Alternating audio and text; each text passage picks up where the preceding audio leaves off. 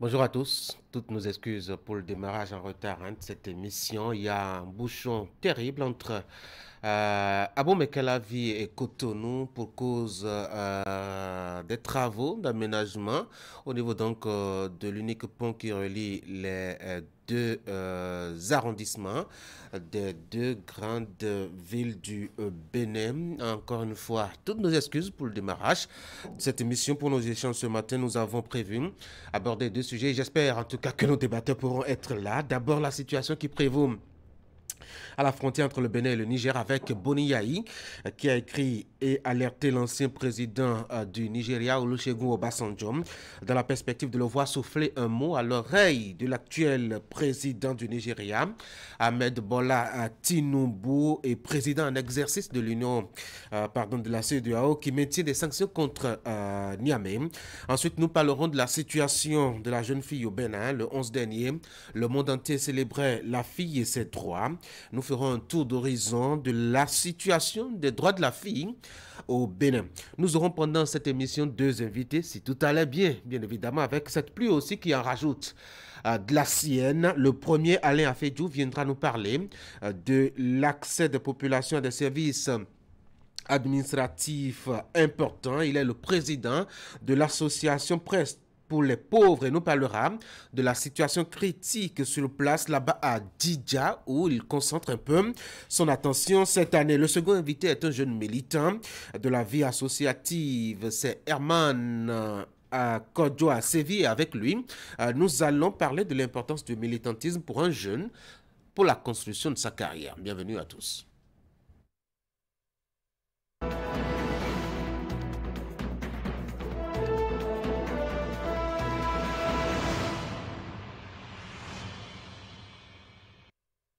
Les journaux sont rares, hein, comme d'habitude les mardis matins. On va commencer par Fraternité Prof. C'est notre professeur Olo Jogou allé sur les méfaits climatiques. Les gros risques au Bénin, ce sont les inondations et les vents forts, prévient le professeur au département de géographie à l'université d'Abomey-Calavi. Marché d'art de Cotonou, un espace du consommant local. Dynamisme Info, Boni Yayi à la présidence du parti Les Démocrates, la contrainte du respect de l'opposition par la rupture, raison officielle de la démission de Khomeki du gouvernement. Il y a Anguille sous roche, prévient Dynamisme Info. Éduc Action, sciences de la vie et de la terre SVT, une matière passionnante dispensée avec très grande difficulté des apprenants à analyser les documents. Les cours essentiellement théoriques limitent les apprenants. Des apprenants sans documents, les enseignants obligés de copier le contenu au tableau. Allez vivre la peine au niveau de l'école. Nouvelle mutation après le congrès de Parakou. Boni Yayi s'adresse aux militants démocrates. Nouvelle génération. Premier congrès ordinaire du parti Les Démocrates. L'UDBN de Claudine Prudencio prêche la paix et la cohésion nationale. Le journal vous propose à lire l'intégralité du message délivré par l'envoyé spécial de l'UDBN à cette occasion-là. Nous sommes de retour à la une de Fraternité pour la deuxième lecture. Professeur Ole Jogun allé sur les méfaits climatiques, les gros risques au Bénin. Ce sont les inondations et les vents forts, prévient le professeur au département de géographie à l'université d'Abomey-Calavi. Marché d'art de Cotonou, un espace du consommant local. Ainsi donc, la une des quelques rares journaux parus à la rédaction de Canal 3 Bénin ce mardi matin. On peut s'intéresser un peu à l'intérieur, je dois dire, de Fraternité avec justement cette manchette qui pourrait vous intéresser. Le journal est allé interviewer un professeur spécialiste de la climatologie qui s'intéresse un peu aux risques que court le Bénin dans un contexte actuel. Ce sont les inondations et les vents. Et ça a commencé depuis 2010 déjà avec cette catastrophe connue il y a donc une quinzaine d'années, faut-il dire. Et cela reprend déjà cette année avec la pluie qui ne cesse pas. Actuellement même, le temps il est menaçant et grincheux dehors entre Cotonou et Abomey-Calavi. Si vous devrez sortir de chez vous, habitants de ces deux villes, prenez vos dispositions. En attendant, lisez Fraternité et cette interview donc accordée par le professeur sur les détails liés à ces conditions que nous vivrons dorénavant. C'est une interview étalée sur, ma foi, 2 pages. Vous avez au niveau de la 8 de Fraternité, l'actualité à l'international avec cette agression hier nuit. Deux Suédois ont été tués par coup de feu, notamment à Bruxelles. C'était des supporters qui étaient venus soutenir leur équipe de football. Malheureusement, ils y ont trouvé la vie. C'est donc un coup tragique, en tout cas subi par le pays. Achetez Fraternité et découvrez un peu les autres sujets de l'actualité au plan international. De retour à Canal 3 Bénin maintenant pour vous proposer le bulletin d'information avec Teddy Goudalo. Teddy, bonjour. Bonjour Tanguy, bonjour à toutes et à tous. Allez, dans le titre de votre bulletin d'information, il y a cette information qui fait depuis ce week-end le tour des réseaux sociaux. Les médias traditionnels l'ont également confirmé. L'ex-chef d'État Boni Yayi assume désormais la présidente du parti Les Démocrates. Avec sa désignation à ce poste, que peut-on s'attendre à quoi peut-on s'attendre dans les jours à venir sur le plan politique? Canal 3 Bénin a attendu son micro pour l'avis de quelques citoyens, comme vous le voyez déjà sur ces images. Célébration de l'excellence par l'ONG Promo Éducation et Loisirs dans la commune de Sémékodi. Et là, je vous propose une autre actualité. Les apprenants qui se distinguent aux différents examens nationaux sont récompensés par Gabeido. Ils sont au total 222 apprenants qui ont reçu des prix de diverses natures. Voici le bulletin d'information.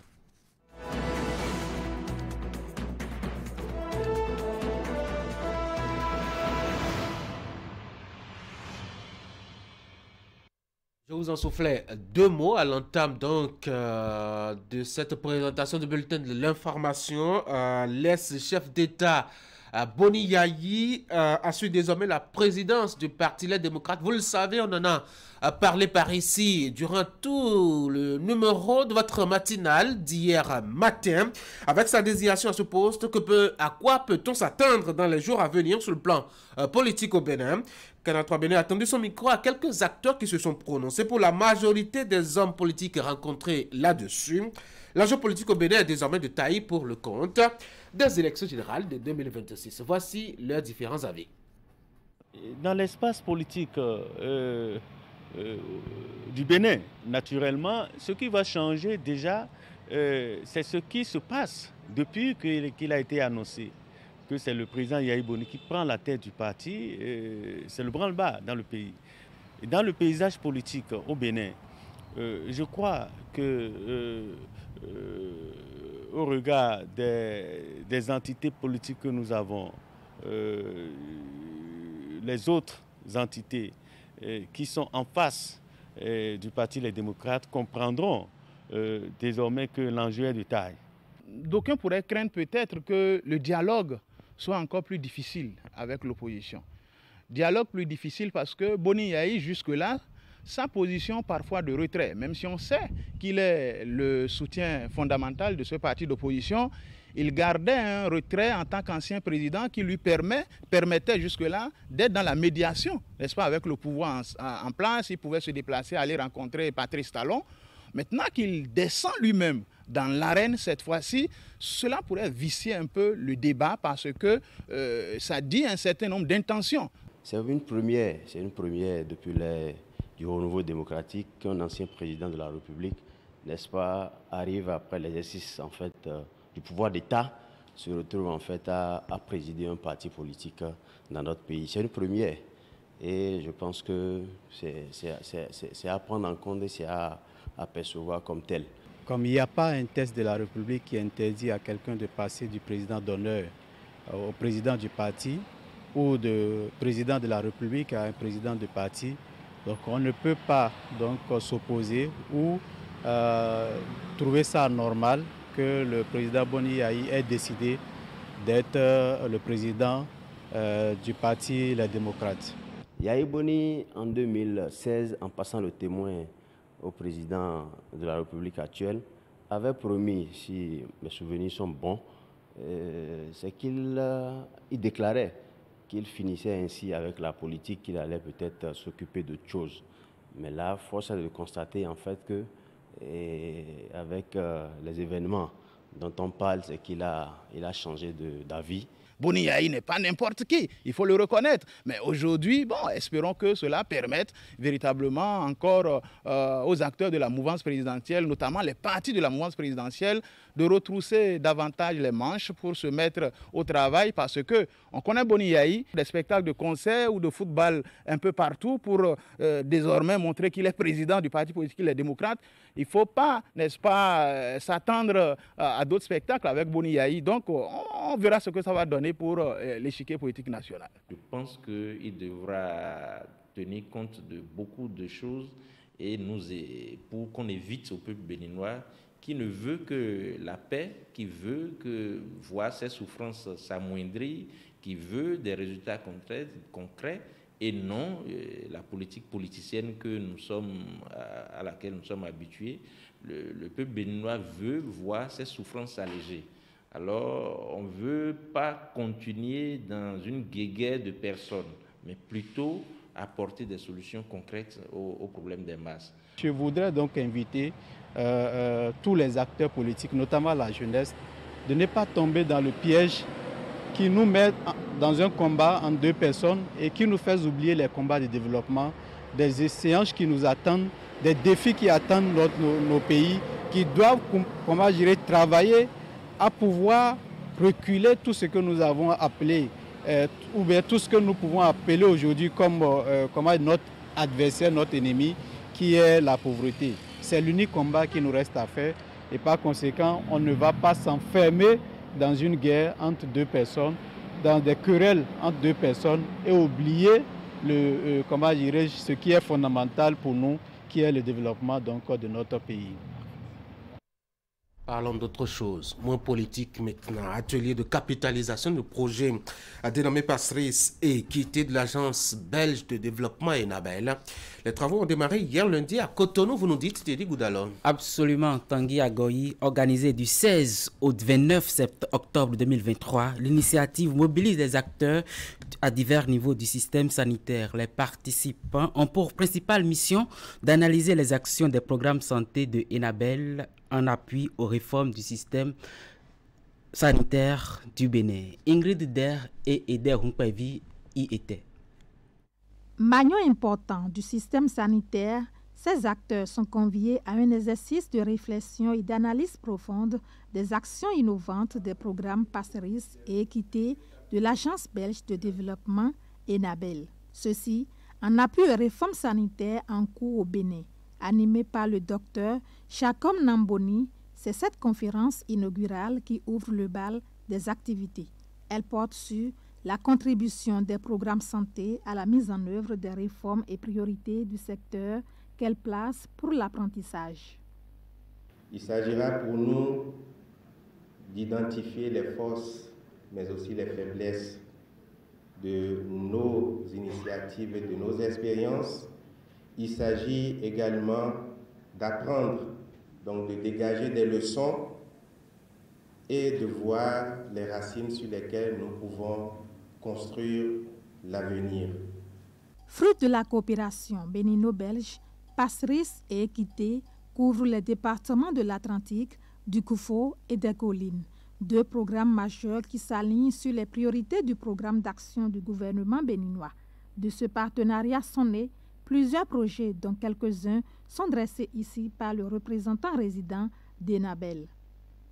L'offre des soins obstétricaux et néonatales d'urgence, SONU, et de la planification familiale a ainsi connu une amélioration substantielle avec des résultats encourageants dans les zones d'intervention.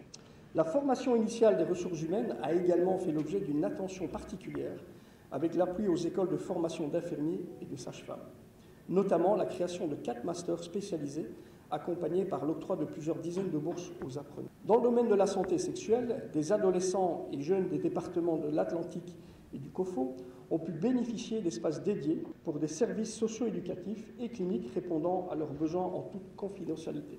Ces interventions ont permis d'améliorer de façon sensible les indicateurs de santé, comme vous le verrez au cours de ces 4 jours, dans les zones sanitaires de couverture, notamment la hausse de la prévalence contraceptive, la baisse des grossesses en milieu scolaire, l'augmentation des accouchements assistés par le personnel qualifié, la gestion des plaintes des usagers et l'amélioration de la qualité des soins. L'agenda de cet atelier de capitalisation des initiatives du PASRIS et équité, organisé du 16 au 19 octobre 2023, est assez fourni. Un carrefour de réflexion et d'analyse profonde dont le but est de pérenniser les actions d'Enabel au Bénin, mais surtout améliorer les interventions futures. Remise de kits de la Fondation Ouragan. On parle maintenant éducation. La Fondation Ouragan, Houndé l'a dit, a procédé hier lundi à la remise des kits scolaires aux élèves des écoles primaires publiques à Rogboué et Mr. Loussin à Cotonou. Ceci s'inscrit dans le cadre des actions sociales de la Fondation pour contribuer à l'éducation scolaire des enfants. La remise des kits s'est déroulée très tôt, hier lundi, dans les locaux des deux écoles. Accueillis en liesse par les apprenants des écoles primaires publiques d'Arok-Boué et de Mist Loussin, les membres de la Fondation Ouragan, Houndé l'a dit, sont porteurs en ces lieux d'un bon message. Témoigner leur solidarité aussi bien à ces écoliers car leurs parents, l'essentiel de leur gentillesse, comportent des kits scolaires pour l'année en cours. Notre action se justifie par le fait que cette année spécialement, beaucoup de parents d'élèves ont connu des difficultés pour se procurer les fournitures scolaires de leur progéniture. C'est donc un geste de soutien, d'accompagnement et d'assistance aux parents diminués qui peinent à joindre les deux bouts et pour lesquels les temps de morosité économique qui courent ne font aucun cadeau. Les bénéficiaires dans ces deux écoles sont les apprenants des classes de CI au CM2. À côté de la satisfaction de leurs parents, se lit leur propre émotion et leur engagement à fournir des résultats encourageants. Nous ne pouvons dire que merci. Le mot n'est pas fort pour exprimer notre joie. Mais veuillez, Monsieur Émile Houndé l'a dit, recevoir notre merci d'enfant. Lorsque nous sommes en face d'un donateur pareil, nous n'avons pas de voix. Les âmes de ces petits bouts de chou-là, les âmes de ces enfants puissent vous accompagner et que vous ne rencontrez aucune difficulté dans la réalisation de vos projets. La Fondation Ouragan Houndé l'a dit, n'est pas à son premier geste et la cérémonie de ce jour ne serait pas la dernière, promet le président de la Fondation.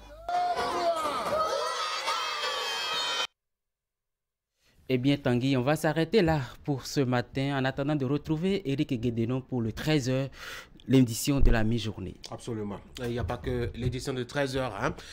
Tout au long de la journée, vous avez des rendez-vous assez rigoureux et très riches pour vous informer sur Canal 3 Bénin. Déjà à 11h, vous avez droit à un bulletin d'information qui revient sur, je dois dire, le résumé de l'actualité. Vous avez aussi un autre à 16h. C'est les deux bulletins de la journée. De 13h, la grande édition, et puis celle vespérale à 19h30, celle de la nuit à 22h30, pour vous informer sur Canal 3 Bénin. Je dis Goudalo, bonne journée. Merci Tanguy Agoy. Mesdames et messieurs, voici les sports.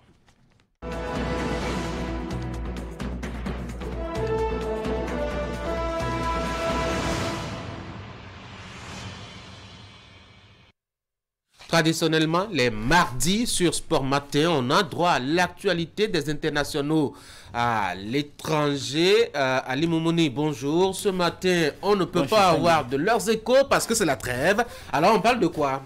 On va parler du document de la semaine, Tanguy.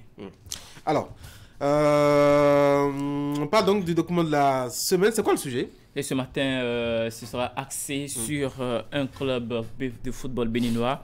Il s'agit du nouveau promu du Sud, comme on l'appelle souvent, Étoile Filante Omnisport. La nouvelle saison du championnat national de football démarre bientôt avec 2 nouveaux clubs dans l'élite. Étoile Filante Omnisport promu dans la zone C désormais au sud du pays, ABFC qui va évoluer dans la zone A. C'est dans le nord, à quelques jours donc du coup d'envoi de la Ligue professionnelle du Bénin. Nous nous sommes intéressés aux promus du Sud et pour notre trouvaille, Tanguy, c'est que le club nourrit de très grandes ambitions. Même s'ils ont tous des visages très jeunes, on ne peut douter que c'est une équipe de l'élite. Je vous présente l'étoile filante Omnisport de Godomain, champion de la Ligue 3 lors de la saison 2022-2023. Un exploit qui les envoie désormais dans la cour des grands. C'est un travail qui n'a pas été facile, mais on l'a fait. Et c'est une histoire qu'on a écrite. Et je suis vraiment content. Et je remercie d'abord le président du club qui a une confiance à la jeunesse. Et parce que souvent, on ne croit pas aux jeunes.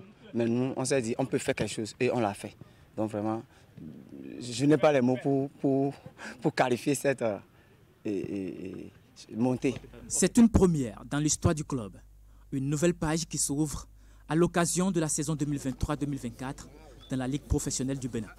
Un grand pas franchi, mais qui demande sans doute plus d'exigences. On a remarqué que vraiment les nouveaux ne sont pas les mêmes. Arriver au niveau de la Ligue Pro, on peut dire que c'est deux choses différentes. Parce qu'il n'y a pas d'ascenseur, franchement. J'allais dire, il doit y avoir encore un niveau avant de venir en Ligue Pro. Le saut est brusque. De la D3, il passe directement à l'élite. À ce moment, la vision change, l'ambition aussi. Et pour s'adapter, le club recrute un directeur technique. C'était en septembre que nous avons pris fonction.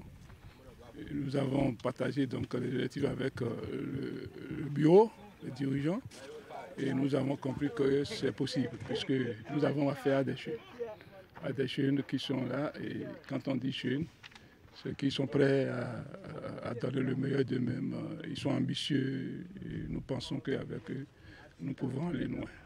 Ephrem Abatan, diplômé de la licence UEFA A depuis 1995, avec un parcours d'éducateur assez impressionnant. Il fera l'aventure avec l'équipe de jeunes déjà en place. Le coach Djibril Tosson, présent au club depuis 4 ans. Moi, je suis venu appuyer pour leur donner un peu plus d'éléments pour qu'ils puissent être beaucoup plus armés et affronter donc ce championnat.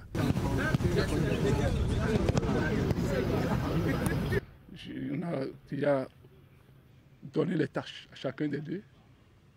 Le premier qui doit être là pour les premières activités, c'est-à-dire préparation, échauffement, travail dans les ateliers et autres. Le second qui est là pour tout ce qui est tactique, plan de jeu, le concept de jeu, tout ce qui est à l'intérieur, l'organisation de jeu, tout. Mais face à la nouvelle mission, le club s'est fixé de nouveaux objectifs. Il s'agit de faire bonne figure et, si possible, créer la surprise. Nous sommes là pour titiller les gars. Tout faire pour se retrouver parmi les 4 premiers de notre poule et prendre après maintenant match par match et voir comment nous allons peut-être nous retrouver dans une position beaucoup plus acceptable. L'objectif c'est d'aller encore plus haut et pourquoi pas en Super League pour la deuxième phase. Et maintenant ça va dépendre aussi des moyens. Ouais. Mais du coup je sais que l'objectif c'est de se maintenir d'abord, avant de penser à la Super League. Depuis septembre 2023, la nouvelle équipe promue en Ligue Pro a démarré sa préparation. La pré-saison a commencé par le remaniement de l'effectif. C'était la T3 tout de suite et se retrouver au niveau de la Ligue professionnelle, c'est déjà un grand problème pour cette équipe-là. Mais les responsables ont compris cela, c'est pour ça qu'ils ont fait appel à des séances expérimentées, que ce soit au niveau donc, des joueurs, au niveau donc, de ce staff, d'où ma présence. Jusque-là, on dit beaucoup de poissons ne gâtent pas la sauce.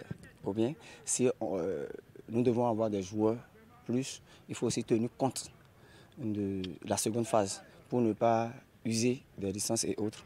Donc du coup, nous sommes dans ce schéma, ce qui a fait que nous avons renforcer l'équipe parce que c'est une équipe promue. Nous avons renforcé l'équipe avec 50%. Franchement, 50% de joueurs. On a gardé les jeunes qui ont monté l'équipe aussi. Il y avait un groupe qui avait fait qualifier donc groupe champion, les champions donc de la D3 en D1. Ils étaient au nombre de 28. Mais à notre arrivée, nous avons retrouvé ici 15 joueurs. Ça veut dire que déjà à leur sein, les anciens entraîneurs qui étaient avec eux ont choisi déjà 15 et ils ont remercié 13 à notre arrivée. Donc, nous avons fait avec les 15, on a essayé donc de prendre d'abord 7, étoffé avec d'autres joueurs qui ont déjà de l'expérience, qui ont joué dans d'autres clubs, Taïdia, Énergie, Lotto, ainsi de suite. Et nous avons vu qu'avec 7, après, il fallait compléter, il va falloir compléter. Donc finalement, nous l'avons fait, on a monté 3 qui sont revenus, donc ils se retrouvent à 10 donc, dans l'effectif de 23. Donc voyons, donc 10 anciens, 13 nouveaux mais qui ont joué déjà des clubs, ils ont fait il y a 2 ou 3 ans déjà de ce championnat-là.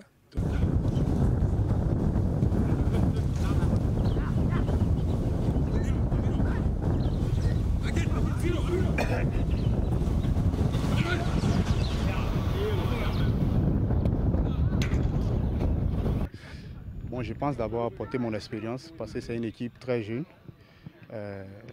Et j'ai vécu dans le championnat béninois. Je fais plusieurs clubs à mon actif. Je suis dans le championnat. Donc je pense d'abord, je vais les apporter mon expérience. Et pourquoi pas tenter de jouer la Super League Pro. C'est vrai, nous sommes montés et pour ceux qui espèrent nous voir et ils s'attendent à ce que nous on vienne pour faire pierre figure. Mais nous on est là pour pouvoir les étonner au fait. On n'est pas là juste pour se maintenir, on est là pour jouer aussi. Ces dernières semaines, le staff s'est beaucoup axé sur le travail physique et technique. Une option retenue pour non seulement apprécier le niveau des joueurs, mais aussi et surtout pour mettre en place une équipe compétitive. Oui, parlons de la préparation. On a commencé timidement par des recrues, des observations de certains joueurs qui sont venus d'ailleurs. Et par la suite, on a bougé au moins 2 semaines, voire 3 semaines. Et après le travail physique, parce qu'on a entamé le facteur physique d'abord. Et après, on a eu cette chance d'aller faire le stage hors de Cotonou, à Kobe, qui nous a permis de travailler matin et soir pour amener l'équilibre, améliorer le facteur technique et tactique de l'équipe. Au cours de cette période de préparation, Étoile Filante Omnisport a disputé 5 matchs amicaux. Le bilan, c'est 3 victoires pour 1 défaite et 1 match nul. Pour l'heure, si le staff pense que l'équipe est psychologiquement engagée, il garde toujours les portes ouvertes aux pèlerins. Nous n'avons pas encore totalement ce que nous voulons parce que de l'expérience dans l'AS, dans la défense, le problème se pose d'abord. Au niveau donc du milieu de terrain, nous en avons besoin encore. Et en attaque, un grand monsieur qui a de l'expérience, qui est puissant, fort, de la tête comme des deux pieds. Nous n'avons pas encore tellement. Mais on s'est dit que avec ceux-là, si nous travaillons et qu'ils prennent conscience tel qu'ils le font déjà bien, s'ils sont sérieux et qu'ils ne se disent pas parce que je ne suis lancé dans d'autres activités intrasportives, donc je pense que ça va aller, nous allons faire avec eux et ça va aller loin. Pour la nouvelle saison, Étoile Filante Omnisport va évoluer dans la zone C au cours de la première phase du championnat. Le promu du Sud sera à domicile face à Aïnovi FC le 22 octobre 2023 pour le compte de la première journée de la Ligue Pro du Bénin. Eh bien, vous l'avez compris, c'est ainsi se résume le document de la semaine de ce mardi 17 octobre 2023. Étoile filante Omnisport de Godomain, le promu aux grandes ambitions, vous l'avez compris, avec assez d'éléments concernant cette formation qui va donc désormais faire ses armes dans l'élite, c'est-à-dire en ligue professionnelle pour la première phase. Eh bien, l'équipe a mis en place tout ce qu'il faut pour donc affronter, je dirais, ces différents adversaires au cours de la saison. Ça fait donc, je dirais, 50% pour l'effectif Rimani Tanguy. Pour la nouvelle saison, il faut préciser que la Ligue Pro démarre donc le samedi prochain. Ce sera le 21 octobre 2023 et avec une rencontre inaugurale entre Dynamo d'Abomey et le Topopo. Lotopopo, qui est le vice-champion en titre. Tanguy, on va parler toujours actualité footballistique oui. avec les journées FIFA qui se poursuivent sur le continent. On va s'intéresser à quelques rencontres disputées. Hier, le Botswana s'est imposé à l'Eswatini 2-1 à l'arrivée. Le Nigeria a pris le dessus sur le Mozambique pour sa deuxième sortie.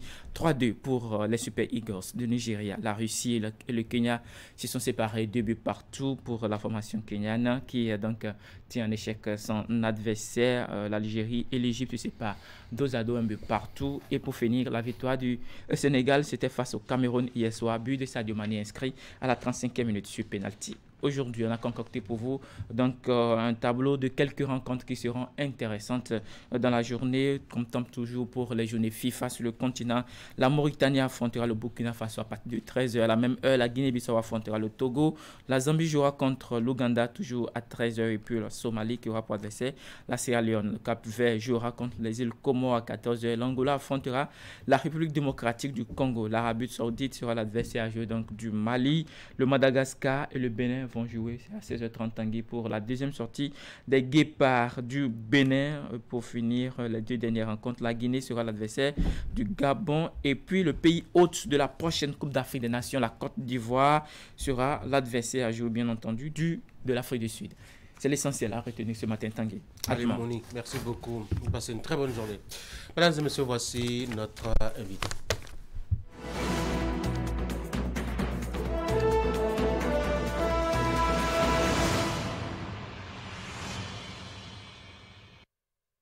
Afedjou est président de l'association Presse pour les pauvres. Monsieur Afedjou, bonjour. Bonjour. C'est une organisation qui travaille à mettre les médias au service des communautés pour des solutions à leurs problèmes. Merci de venir sur l'Actu Matin ce matin. Merci beaucoup. Vous avez engagé pour chaque année des combats au nom de votre association. Cette année, vous parlez de l'accès des populations aux actes administratifs sécurisés. Vous dites qu'il y a plus de 20 000 personnes dans le besoin, notamment à Djidja. Comment est-ce qu'on s'explique cette situation? Merci beaucoup. Et je voudrais d'abord commencer par expliquer la raison pour laquelle l'association Presse pour les pauvres a été mise sur les fonds baptismaux. Alors, donc, dans le secteur de la communication, nous avons vu qu'il y avait un besoin pour ceux qui n'ont pas les moyens d'exprimer leur opinion et d'avoir donc beaucoup plus accès au service de presse. Quand vous prenez quand se met sur la coupe de la définition des Nations Unies qui considère le pauvre comme quelqu'un qui vit à moins d'$1 par jour. Avant la période 2015, parce qu'il y a eu une période post-2015 qui est consacrée aux objectifs de développement durable. Je pense que quelqu'un qui vit à moins d'$1 ou mais à $2 par jour n'a pas forcément envie d'aller dépenser pour la presse pour pouvoir exprimer l'opinion. Alors nous avons décidé de faire ce combat à travers notre association en mettant à la disposition de ces pauvres-là les services de presse pour les médias pour leur permettre d'exprimer leur opinion et de régler leurs problèmes. Et comment est-ce qu'on peut s'expliquer que 20 000 personnes n'ont pas accès à des actes administratifs à Djidja? Vous savez, l'Agence nationale pour l'identification des personnes est une structure mise en place par le gouvernement et qui accompagne beaucoup les Béninois dans l'obtention des actes sécurisés. Mais il se fait que l'étendue, sinon le nombre de personnes à impacter est énorme. Ouais. Et c'est pour ça que puisque nous faisons régulièrement des sorties de terrain, et les populations ont saisi une opportunité de nos sorties à Zakan pour exprimer, pour nous dire clairement que à Gouna, dans la région d'Agouna, par exemple, les gens sont confrontés réellement à l'obtention des actes de choses à sécuriser.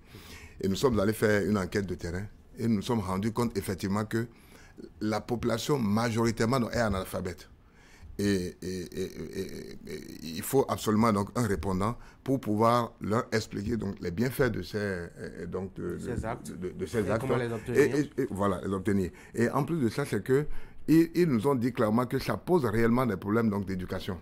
C'est-à-dire qu'ils ont du mal à inscrire leurs enfants à l'école, ils ont du mal à avoir accès au service de financement de base, parce que sans un acte de naissance sécurisé, on ne peut pas on peut faire donc la pièce d'identité pour pouvoir donc avoir accès donc, à des banques, à des services de financement.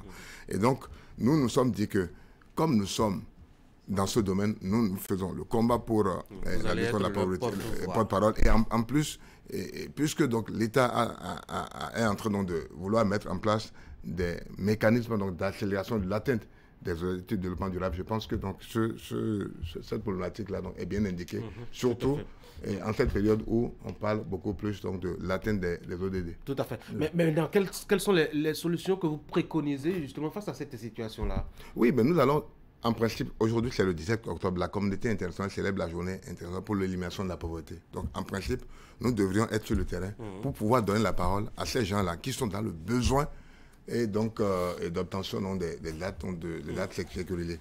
Et donc déjà ce que nous faisons, c'est quelque chose, vous avez l'occasion de parler donc, de ces situations-là. Donc je pense que ça va beaucoup plus attirer l'attention des décideurs donc, du gouvernement et puis donc de ceux qui ont à charge donc, la gestion de l'ANIP pour que dans un bref délai, une solution soit mise en place pour pouvoir aider les populations d'Agouna qui sont majoritairement donc, analphabètes à avoir accès à cette Faut-il faire des audiences foraines pour ces populations-là? Comment ça va se passer? Ou carrément envoyer des gens, puisque dès lors qu'elles sont analphabètes, c'est compliqué, même si on leur installe les kits directement. Non, mais pourquoi pas? Je pense que donc, nous sommes dans la logique de la mise en place de l'accélération de l'atteinte des ODD, comme l'a préconisé donc, le ministère du Plan. Donc, puisque nous avons donné la lettre, je pense que donc, les services concernés vont trouver donc, des mécanismes donc, pour pouvoir vraiment... Donc, quelle est l'efficacité de vos plaidoyers? Je me rappelle que vous êtes passé déjà par ici une fois pour plaider en faveur donc, de l'accès à l'eau potable, notamment dans cette région-là aussi. Oui. Qu'est-ce que c'est devenu, justement, cette situation-là? Il y a eu beaucoup d'avancées parce que, vous savez, et à chaque fois que nous faisons donc, nos visites dans le terrain, il y a toujours une réponse. Je vous donne 2 ou 3 exemples. Nous avons fait le combat de l'accès à l'eau potable dans une école dans l'arrondissement de Quinta, plus précisément donc à Aristatogon. L'école s'appelle parce que les enfants... Ça, c'est de la commune de Zogbodoma. Non, d'Agbaïzon. Voilà. Où les écoliers sont obligés, donc, pour pouvoir étancher leur soif, d'aller faire 2 km pour boire de l'eau. Et dès qu'ils vont à la maison, ils boivent de l'eau, ils mangent et puis ils dorment. Donc, ils ne reviennent plus à l'école. Donc, c'est un frein réel donc, à la scolarisation. Donc, quand nous l'avons fait, immédiatement, donc, le gouvernement... Nous étions partis le 17 octobre. Déjà, le 22 octobre, l'eau potable était disponible et nous sommes repartis sur le terrain, remercier le gouvernement pour avoir répondu donc, promptement donc, à notre appel. Nous avons fait le combat d'une piste qui est dans l'arrondissement de Kpamouya, donc de Goussé à Manofi jusqu'à Atchegigon. C'est une zone réputée zone cotonnière où des tasses sont prises, où les populations n'ont pas les moyens. Donc l'État de là-bas ne permet pas d'écouler les produits vivriers. Or, c'est une population, la population ne vit que de l'agriculture. Donc nous avons attiré l'attention des décideurs un 17 octobre et aujourd'hui la voie est faite. Je pense qu'il y a même un projet qui est en train de vouloir bitumer la voie jusqu'à un fleuve là qui donne accès donc, à Kétou et le Nigeria. Donc cela change le paradigme économique de toute la zone qui est déjà réputée donc, zone agricole. Donc voilà un peu donc, ce que nous faisons. Et nous avons fait le combat du pont d'Ahogbea. Ce pont, je pense que les études sont en train d'être faites. Et puis il y a des choses avancent. Donc cela montre que donc, notre approche est bien perçu par les décideurs. Et déjà, nous n'allons pas nous arrêter en si bon chemin. Nous allons continuer par le faire pour le mieux bien des populations. J'ai encore 2 questions pour vous. Les médias sont-ils vraiment difficiles d'accès, comme vous le dites? Oui, les médias sont difficiles d'accès, vous savez très bien, parce que moi, je suis, entre autres, un promoteur de presse, et vous ne pouvez pas passer donc, dans nos rédactions sans pouvoir donc, mettre donc, le prix, parce qu'il faut aussi donc, faire face au charge. Et ceux qui n'ont pas les moyens, ceux qui sont à moins $1, ceux qui sont à $2, les pauvres ne peuvent pas, et comment dirais-je, ne peuvent pas, plutôt que donc de saisir les médias, les pauvres choisissent donc de régler les problèmes de faim. Parce qu'il faut d'abord vivre avant d'aller parler. Donc je pense qu'il y a tout un travail à faire pour faciliter réellement l'accès des médias donc, à ceux qui en ont le plus besoin, qui sont et donc les pauvres. Donc, il faut dire que les conditions des médias aussi ne facilitent pas aussi la tâche, puisqu'il faut parfois déployer les moyens, il faut déployer le personnel, il faut aller sur le terrain, c'est toujours... oui, bien sûr, donc sur d'autres choses, je pense que donc, il faut que l'État s'engage, il faut que l'État subventionne et vraiment donc, les médias, il faut que l'État appuie suffisamment les médias, et c'est un plaidoyer à l'endroit du gouvernement. Il faut que l'État puisse donc mettre les moyens à disposition, parce que si l'État met les moyens et que donc il y a l'équilibre dans les informations, si l'État met les moyens à disposition, les gens pourront faire des enquêtes de terrain et cela participe aussi de la mise en place de mécanismes d'accélération de l'atteinte des ODD, tant chers donc, au gouvernement. Donc je pense que le gouvernement nous aura compris. Est-ce que le financement ou l'appui de l'État suffit réellement pour permettre aux populations d'accéder vraiment aux services des médias? Non, non, pas du tout. Parce que moi, je me rappelle, j'étais à Genève pour une réunion. Et donc, dès qu'on a publié, donc les médias sont venus systématiquement. Personne n'est allé payer, donc personne n'a payé les services de presse. Et quand moi j'ai posé la question, on doit dire non, que le gouvernement est juste donc, met en place donc, des moyens pour que donc, les médias puissent aller couvrir donc, systématiquement. Donc, et je pense que si c'est possible quelque part, ça peut être aussi donc, possible ailleurs. Donc c'est une question de volonté politique. Et j'invite le pouvoir central, les pouvoirs publics à vraiment donc, investi donc, dans ce sens-là. Alain Afedjou, merci beaucoup d'être venu. Je rappelle que vous êtes président de l'association Presse pour les pauvres. Merci. Vous passez pour partager avec nous cette difficulté de la population d'Agouna, notamment, à accéder aux actes administratifs sécurisés, plaidoyer entendu et passer sur Actu. Ce matin, encore une fois, merci d'être passé. Je remercie par ailleurs donc, Canal 3 qui nous accompagne suffisamment donc, dans cette lutte-là, parce que donc, dès les fonds baptismaux, nous avions toujours bénéficié donc, des services donc, de Canal 3, et c'est lieu de vous remercier et donc, de vous encourager à continuer par nous accompagner pour que nous puissions réellement donc, faire le combat de la lutte contre la pauvreté. On est là, toujours disponible. Merci Tanguy. Nos services ouverts. Merci. Vous n'allez pas loin, Alain Afedjou, vous allez participer à nos discussions. Tout à l'heure, Boni Yayi a écrit à Olusegun Obasanjo, l'ancien président nigérien, au sujet de la situation vécue par les populations à la frontière entre le Bénin et le Niger. Qu'a-t-il dit dans sa lettre? On en parle tout à l'heure lors de nos débats. En attendant, voici la pause. Vous nous avez fait confiance, nous aussi.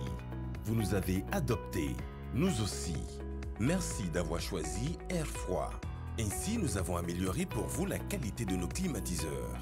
Nous avons développé une marque 100% écologique, conçue spécialement pour notre climat tropical, avec une basse consommation d'énergie électrique. Vous êtes en zone de baisse de tension? Adoptez le climatiseur Air Froid Inverteur, spécialement conçu et amélioré pour supporter de fortes baisses de tension. Visitez notre showroom à Cotonou, à 100 mètres de l'église Saint-Jean.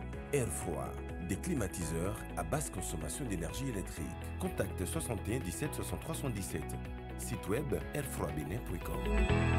Pour la rentrée académique 2023-2024, l'Université africaine de développement coopératif UADC, université publique multinationale basée à Cotonou au Bénin, offre 35 bourses d'études aux candidats des États membres de la conférence panafricaine coopérative CPC. Elles vous sont accordées sous forme d'une réduction des frais de scolarité de 40% pour les licences et de 50% pour les masters dans les filières entrepreneuriat et gestion des projets de l'économie sociale, économie coopérative et gestion des organisations, microfinance, micro-assurance santé, développement local et décentralisation, genre et développement. Conditions à remplir, être ressortissant d'un pays membre de la CPC et répondre aux critères académiques. Le dépôt des dossiers de candidature est en cours sur le campus de l'UADC, 6 au quartier Jacques à Akbakba, derrière le ministère de la Santé, ou par mail via rectorat.uadc@yahoo.fr.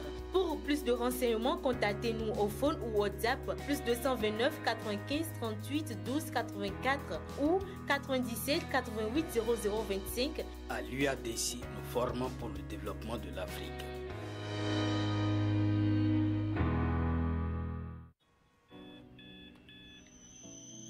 Chaque jour est une nouvelle opportunité pour faire bouger les choses.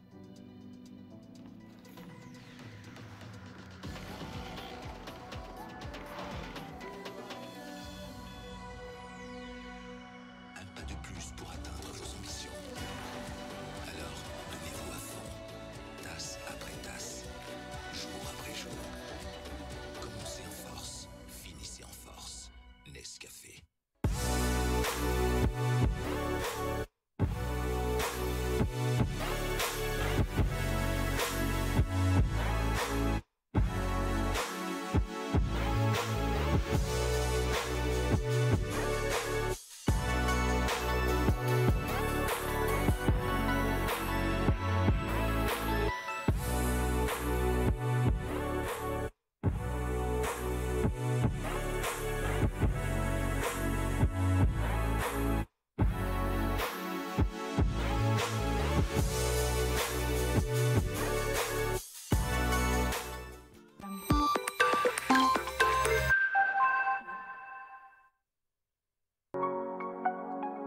Être un vrai leader, c'est avoir une bonne connaissance de soi. Nourrir d'une passion pour le travail, l'obsession du détail et des résultats. Avoir l'esprit ouvert et la capacité d'adapter son style. C'est ça, être un leader. Plus de 25 ans que nous sommes leaders du marché des assurances au Bénin. L'Africaine des assurances, le sens de l'engagement. Vous nous avez fait confiance, nous aussi. Vous nous avez adoptés, nous aussi. Merci d'avoir choisi Air Froid. Ainsi, nous avons amélioré pour vous la qualité de nos climatiseurs. Nous avons développé une marque 100% écologique, conçue spécialement pour notre climat tropical, avec une basse consommation d'énergie électrique. Vous êtes en zone de baisse de tension? Adoptez le climatiseur Air Froid Inverteur, spécialement conçu et amélioré pour supporter de fortes baisses de tension. Visitez notre showroom à Cotonou, à 100 mètres de l'église Saint-Jean. Air Froid, des climatiseurs à basse consommation d'énergie électrique. Contacte 61 17 63 77. Site web airfroidbenin.com. Pour la rentrée académique 2023-2024, l'Université africaine de développement coopératif UADC, université publique multinationale basée à Cotonou au Bénin, offre 35 bourses d'études aux candidats des États membres de la conférence panafricaine coopérative CPC. Elles vous sont accordées sous forme d'une réduction des frais de scolarité de 40% pour les licences et de 50% pour les masters dans les filières entrepreneuriat et gestion des projets de l'économie sociale, économie coopérative et gestion des organisations, microfinance, micro-assurance santé, développement local et décentralisation, genre et développement. Conditions à remplir, être ressortissant d'un pays membre de la CPC et répondre aux critères académiques. Le dépôt des dossiers de candidature est en cours sur le campus de l'UADC, 6 au quartier Jacques à Akbakba, derrière le ministère de la Santé, ou par mail via rectorat@uadc@yahoo.fr. Pour plus de renseignements, contactez-nous au phone ou WhatsApp +229 95 38 12 84 ou 97 88 00 25. À l'UADC, nous formons pour le développement de l'Afrique.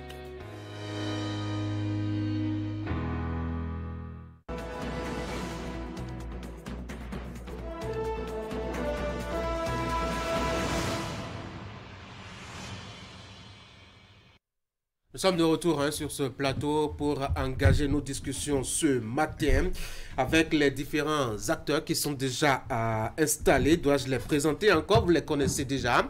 Et à des mots déjà, quelqu'un qui est passé par ici, Alain Afedjoum, président de l'association Presse pour les pauvres. Bonjour à nouveau, merci d'être là. Bonjour Tanguy. Et les autres acteurs que vous connaissez, William, Eric, Franck, bonjour tout le monde. Alors on aura, ma foi, 3 sujets à évoquer. On va parler de la lettre de Boni Yayi à son alter ego nigérien Olusegun Obasanjo au sujet de la situation qui prévaut à la frontière entre le Bénin et le Niger, notamment à Malanville. On va parler un peu, je dois dire, de ce silence assourdissant de la CEDEAO autour de la situation à Niamey. Je ne sais plus si on pense encore à rétablir Bazoum là-bas. En tout cas, on examinera ce que nous propose l'actualité maintenant. Et puis, on dira 2 mots sur les droits de la jeune fille. Le 11 dernier, c'était la journée mondiale de lutte pour la défense des droits des jeunes filles. On verra bien où est-ce que le Bénin en est par rapport à tout cela. Commençons par le tout premier sujet. Boni Yayi qui écrit justement à Olusegun Obasanjo. Pourquoi faire? Pour dire que ça va mal au niveau donc de Malanville, ville frontalière entre le Bénin et le Niger. Comment appréciez-vous cette démarche, Franck? La démarche de Boni Yayi, je l'apprécie comme toutes les autres démarches qui ont été menées jusque-là par certains pour le dégel de la situation qui se cristallise de plus en plus, vu que du côté de Niamey, eh bien, la junte est en train de radicaliser, à mon avis, un peu sa position pour essayer de montrer un peu à la CEDEAO que le Niger ne méritait pas du tout ces sanctions. Mais dans la lettre, vous auriez constaté que Boni Yayi a fait savoir qu'il est allé sur le terrain, qu'il a constaté ce qui se passe là-bas. Et dans la suite de cette correspondance, il a également fait un plaidoyer pour que les choses soient revues. Mais moi, ce qui me préoccupe le plus, c'est l'interlocuteur à qui Boni Yayi s'adresse aujourd'hui. C'est vrai qu'il peut peser de tout son poids, ancien président, également grand médiateur devant l'Éternel, qui a résolu beaucoup de crises sur le continent. Personnalité respectable sur le continent. Mais là, dans le feu de l'action, je me demande si véritablement ça pourra changer. Prospérer. C'est la question que moi je me pose. William. Mais il a peut-être ses raisons, ses secrets avec Obasanjo et que ça pourra donner des fruits. J'ai l'impression que c'est l'amitié entre les deux hommes qui a décidé justement le Béninois a écrit au Nigérian plutôt que de s'adresser directement au président en exercice. Quelque part, oui, entre Boni Yayi et Obasanjo, c'est une amitié de vieille date, hein, et c'est réciproque. Hein. Obasanjo fait régulièrement ses amitiés à Boni Yayi. Il a même des initiatives entrepreneuriales ici au Bénin datant du temps de Boni Yayi. Et cela me fait accorder mon violon au vôtre sur cet aspect selon lequel il veut surfer sur une amitié pour profiter de la casquette d'ancien président. Bien écoutez, vous savez, au Nigeria, il y a ce clivage, il est peut-être un peu tribaliste, mais il y a la réalité selon laquelle les chefs d'État d'une certaine région du Nigeria s'écoutent mieux. Donc, un Obasanjo pour conseiller un Tinubu est plus facile que Buhari ou Goodluck Jonathan peut-être. Et Obasanjo, comme vous l'avez rappelé, a cette expérience en matière de médiation. Mais l'initiative est bonne, mais venant peut-être de la mauvaise personne. Le courrier date du 11 octobre. Et je ne sais pas, le week-end écoulé, le 13 et le 14, Yayi s'était déjà fait investir comme un chef de file de l'opposition parce qu'il prend la tête de la première formation politique d'opposition au Bénin. Est-ce que ça biaise la démarche? Ça biaise la démarche en ce qu'il n'est pas un ancien président passif qui peut, du haut d'un grand recul de la scène politique, faire concilier des positions au profit d'acteurs qui sont des protagonistes actuels, mais il est aujourd'hui d'une manière ou d'une autre dans la danse politique et c'est sûr que depuis ce week-end, ça réfléchit, ça cogite à une certaine vitesse dans le camp de la mouvance présidentielle. C'est peut-être un contexte qui n'est pas forcément propice à une médiation venant de Boni Yayi sur initiative. Sinon, l'initiative en elle-même, elle est est-ce que ce n'est pas peut-être pour se sauver de cette éventuelle accusation qu'il passe par un ancien président, quitte à ce que lui-même juge de la pertinence et de l'objectivité des remarques qu'il fait et des propositions qu'il fait? Vous savez, une action, si un mot ne peut se comprendre hors d'un contexte dans une phrase, une action de même ne peut avoir tout son sens si on occulte le contexte dans lequel on la pose. Je crois que Boni Yayi s'est mélangé les pédales dans l'agenda et je pense très sincèrement, je ne sais pas si c'est mon anglais ma traduction anglaise qui m'a trompé, il parle d'un rapport au président Obasanjo. Il dit avoir documenté la situation sur place, il a des données, il a des chiffres en matière de transporteurs, les usagers. Et là, quand on a fait ce travail, justement, quand on a fait ce travail scientifique et que du haut de sa médiation, il paraphe à la fin en mettant ancien président de l'Union africaine. Quand on veut profiter de cette expérience qu'on a eue en politique, 2 jours après, on ne va pas se faire investir. Eric, je pense que Yayi Boni, dans son document, a fait état de la situation actuelle à la frontière de Monanville, ce que tout le monde peut imaginer aisément. Parce que quand on ferme une frontière, ça devient une situation préoccupante, surtout pour les transporteurs. Et je pense qu'on n'a peut-être pas fort besoin de faire une descente pour apprécier de loin la situation combien critique de toutes les personnes qui utilisent ce trajet. Ce dont je suis certain que même Obasanjo également peut s'imaginer. Alors, même avec toutes les bonnes foi, on peut vraiment apprécier la démarche, mais sans y mettre un peu d'opportunisme politique. William l'a rappelé, le contexte dans lequel le courrier a été adressé. Mais il a écrit sa lettre depuis le 11. Je ne sais pas s'il avait prévu de prendre la tête du Parti Les Démocrates le 13. Est-ce que Yayi Boni est en train de profiter de cette situation pour davantage se donner une très bonne visibilité sur le champ politique? La question reste posée. Toujours est-il que le plus important, c'est qu'on puisse trouver des solutions. Si, à travers Obasanjo, eh bien, on peut placer quelques mots au président en exercice de la CEDEAO, qui est le président actuel du Nigeria, et essayer de déverrouiller un peu la situation à la frontière, tant mieux. Après ce courrier, il peut aussi mener la même démarche à l'endroit de son ami Patrice Talon, qui aussi est président d'un État et membre de la CEDEAO et qui a allié son pays sur les décisions de la CEDEAO, peut aussi jouer un rôle. Je pense que dans ce que nous vivons au Niger, à la frontière, il nous faut tout essayer, il nous faut tout tenter. Alors, Fédou, pourquoi Boni Yayi n'écrit-il pas directement à Bola Tinubu et préfère passer par Obasanjo? Et moi, je pense qu'il faut regarder la dimension des deux hommes. Tous deux ont été d'abord, une fois, donc, président en exil de l'Union africaine. Vous avez le président, la dimension du président Obasanjo n'est plus à démontrer.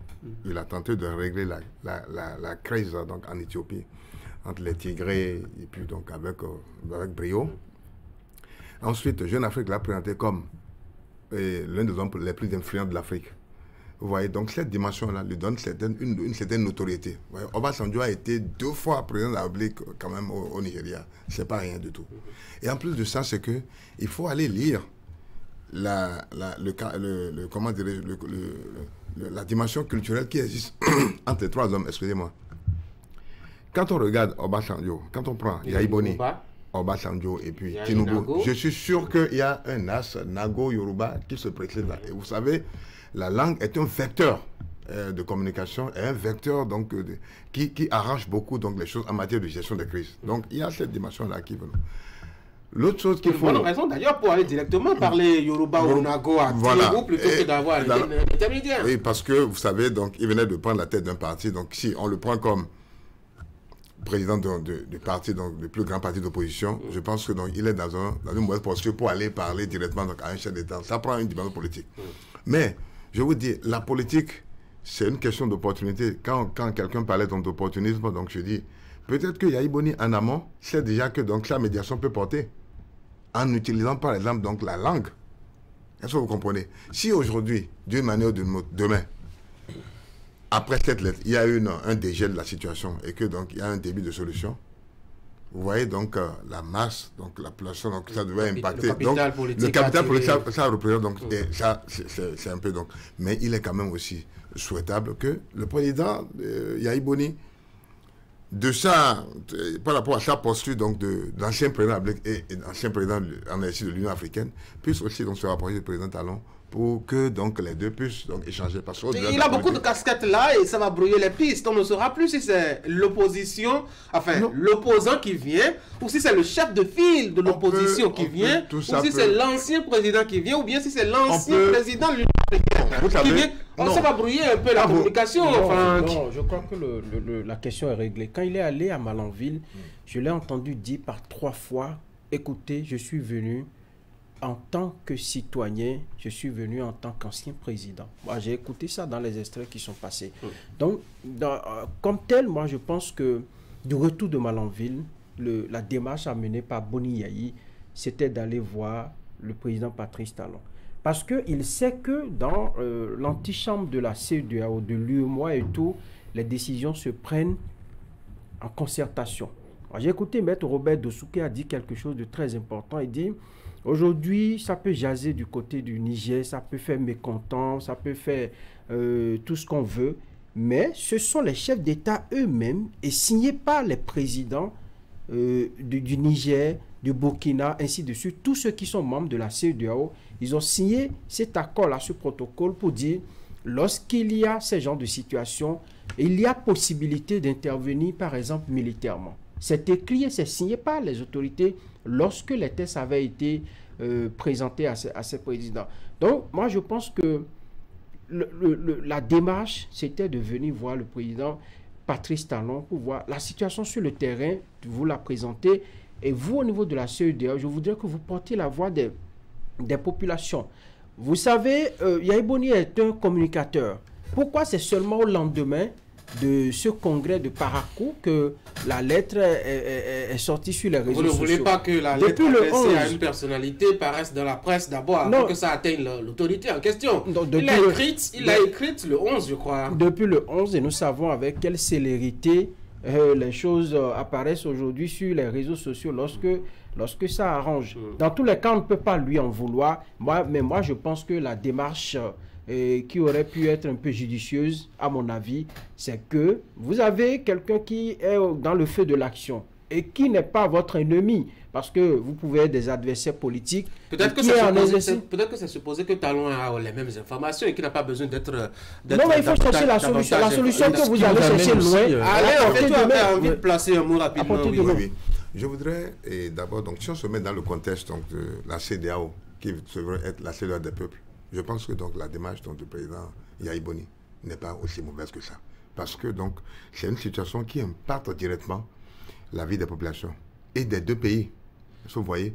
Et donc, d'où il vise directement le président d'un exercice de la CEDEAO. Voilà, donc je pense que ça c'est pas. Et puis pour comparer, vous savez, le président Yahya Boni peut être aussi donc comparé. C'est un homme, c'est un progressiste. Vous savez, c'est quelqu'un qui aime tout le temps donc, être au contact des populations. Vous voyez, et quand quelque chose qui impacte négativement le bien des populations, il est toujours là pour regarder ce qu'il a fait et tout ça. Mais bon, maintenant, il n'est pas... Un peu de mise en scène politique aussi. aussi. Oui, bien sûr, mais il n'est pas... Les choses peut-être sont allées très vite pour qu'il prenne la tête d'un parti d'opposition et peut-être donc c'est là où... Donc, voilà. Oui, moi je pense que de la même façon que Patrice Talon peut déjà avoir toutes ces informations, de cette même façon que pour tout ce que nous savons de Obasanjo, qui, enfin, je ne le vois pas se désintéresser de la situation au Niger, peut aussi avoir toutes ces informations.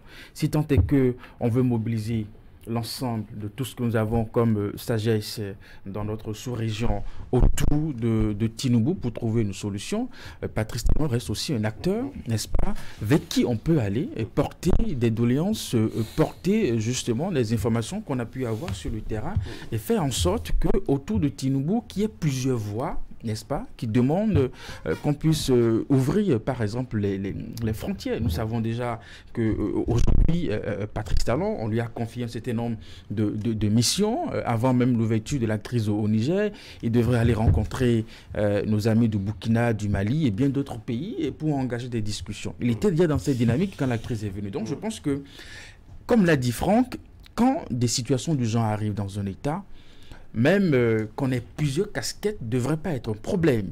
Que Yahya Boni, en tant qu'ancien président, soit reçu au palais de la Marina pour échanger de cette situation avec le président Patrice Talon, c'est bien.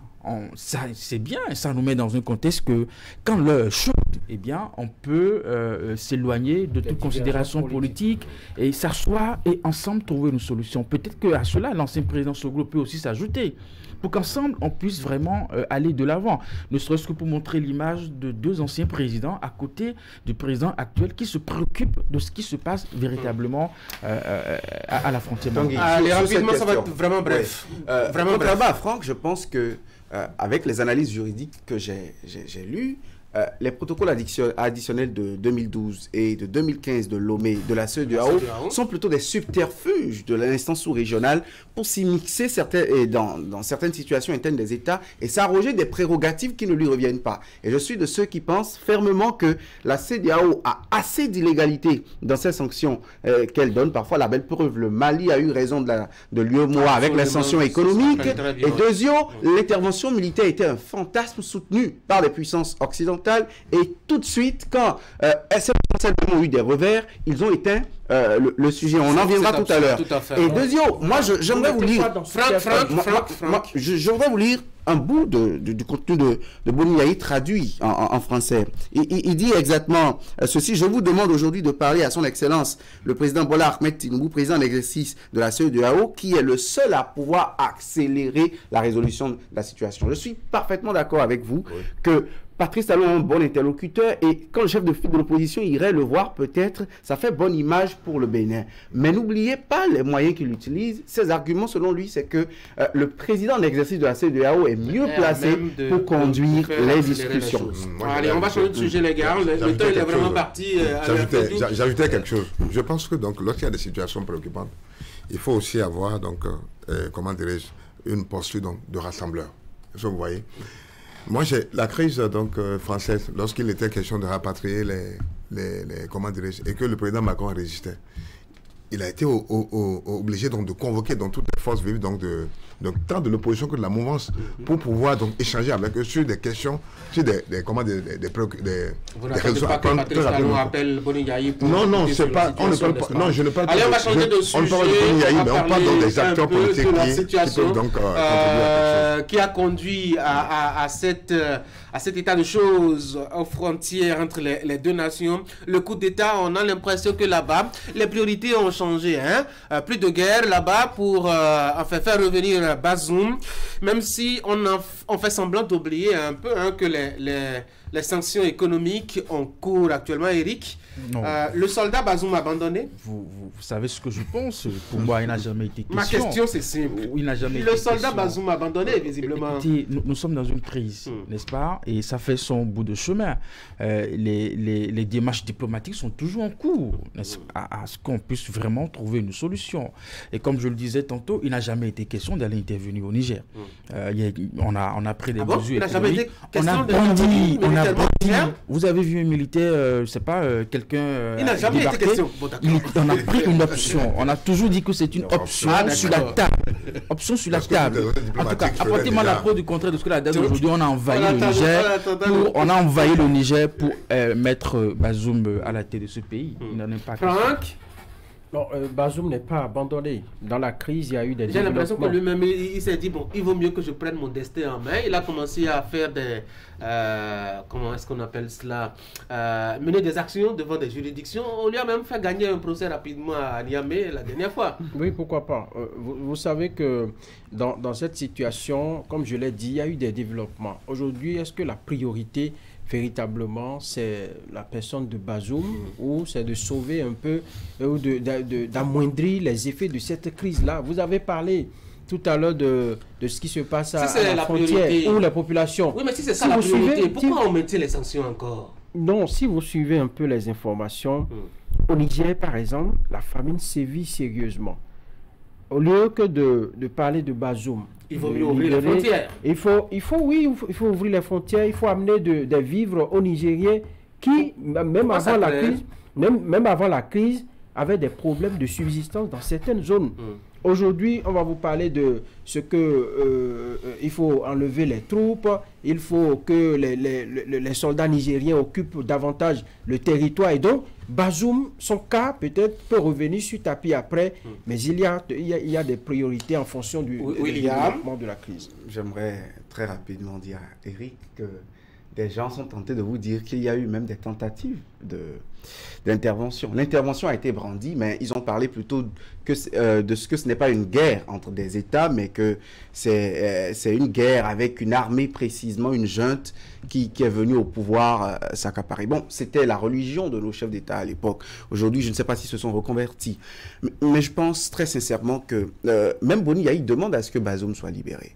Moi, je suis foncièrement contre le fait qu'un individu, qu'une personne, elle a beau être le chef de l'État ou l'ancien chef de l'État ou le dernier des citoyens d'un pays, qu'on le prive de sa liberté. On prive sa famille de liberté pendant des jours sans explication au nom de ce qu'on est dans un bras de fer avec une puissance occidentale. Mais des chefs d'État de la Chine. Il a de l'eau, il boit tranquillement à la maison, il mange à sa faim, il a un abri. Le minimum. Et pas des moindres, hein. C'est pas sûr que ce soit quelque chose qui ressemble à ma case. Hein. Je suis d'accord. Qui sert de résidence. Ce que vous caricaturez a peut-être l'air de franc ou de vrai, mais au fond, tel que nous demandons le minimum social vital pour tous les Nigériens en droit de médicaments, en droit de consommables médicaux, en droit de vivre, ainsi Bazoum a besoin de sa liberté, d'être libre de tous ses mouvements. Donc pour moi, la question de la détention d'un ancien chef d'État, fut-il chef d'État, ou d'un citoyen sans procès, au nom du fait qu'on l'a juste démis de ses fonctions, pour moi, est absurde.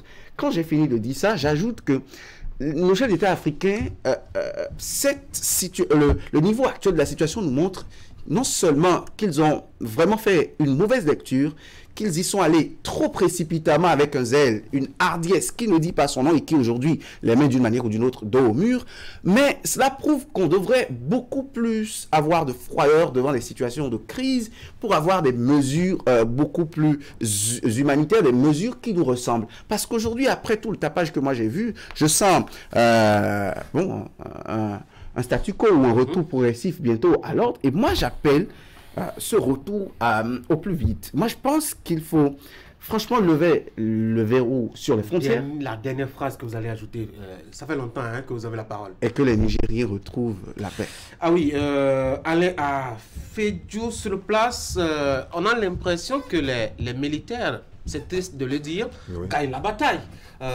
Depuis un bout de temps maintenant, et c'est le dernier événement en date, les militaires français plient bagage, alors même que rien n'a changé dans le fond, dans tout ce que la CEDEAO demandait. Oui, ben, moi je pense que donc, autour de tout ça, il y a une forme d'hypocrisie qui dit pas son nom. Et c'est la diplomatie. La diplomatie, vous savez, il y a beaucoup d'acteurs qui interviennent dans l'ombre, donc des conciliabules que personne n'a vraiment donc le temps d'appréciation. Moi, je pense que donc Bazoum n'est pas au-delà de tous les Nigériens. Il a été chef d'État, une situation est arrivée.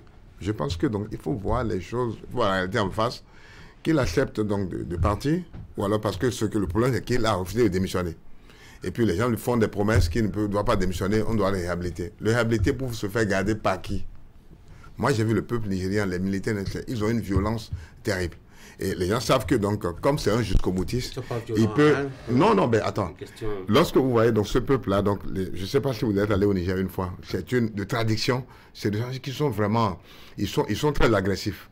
Et dans cette situation, un ancien chef d'État qui a des tentacules, qui arrive à saisir les uns les autres pour pouvoir donc revenir au pouvoir, peut-être constitue une menace pour donc, ceux qui l'ont démis de ces fonctions. À partir de ce moment-là, les gens n'ont aucune envie. Donc, ce qu'il y a lieu de faire, c'est de protéger donc sa libération. Et d'ailleurs, lui-même, Bazoum, je ne sais pas s'il a été mal conseillé, il a saisi des juridictions pour pouvoir donc se faire libérer. Alors, quand on a regardé donc de très près, on se rend compte qu'il est en train donc de pouvoir reconnaître les autorités qui sont en place. Vous savez, des actions juridiques que vous entendez contre un pays où il y a des gens qui sont en place, vous savez une juridiction. Alors vous dites, vous ne reconnaissez pas les institutions en place, tout ça. Et vous saisissez en même temps, non, pour vous faire, donc, pour la justice de l'exécutif. Oui, voilà, donc je suis d'accord, mais quand il y a coup d'État et que vous refusez, vous ne reconnaissez pas des institutions, cela s'étend aussi donc aux institutions judiciaires. À sa place, j'allais donc partir tout simplement. Pour gagner une élection, non, mais oui, parce que universel, vous gagnez une élection, l'intérêt général, parce que peut-être des militaires sont censés vous garder assurer votre sécurité, ils ne sont pas dans la même dynamique que vous, on vous dépose simplement. Ça fait vraiment. Vous savez, plus proche de nous, en Côte d'Ivoire, lorsque donc le président Gbagbo, il y avait une crise, il a refusé donc de partir. Finalement, donc il est parti, mais ça lui a valu donc 10 ans d'employeur à la CPI.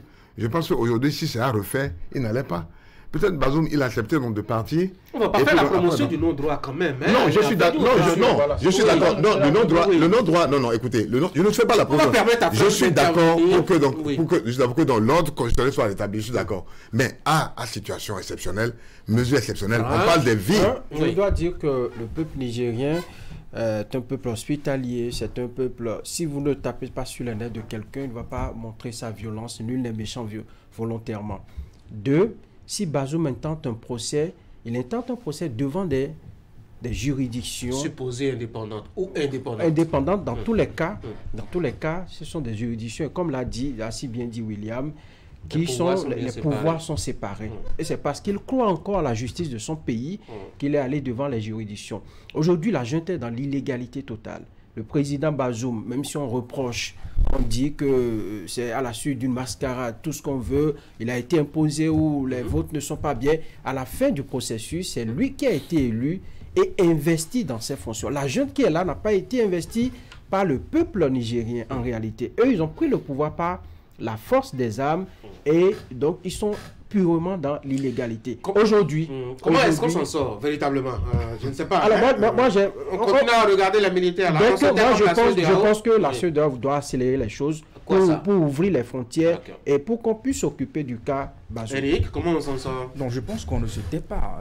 La CEDEAO s'est battue à la date d'aujourd'hui. Ce qui est évident, c'est qu'on continue pas à échanger. Je pense qu'il y a un calendrier qui a été sorti. On a trouvé que c'est pas trop sage pour la junte militaire d'inscrire cet agenda. On leur demande de revoir encore un peu la transition.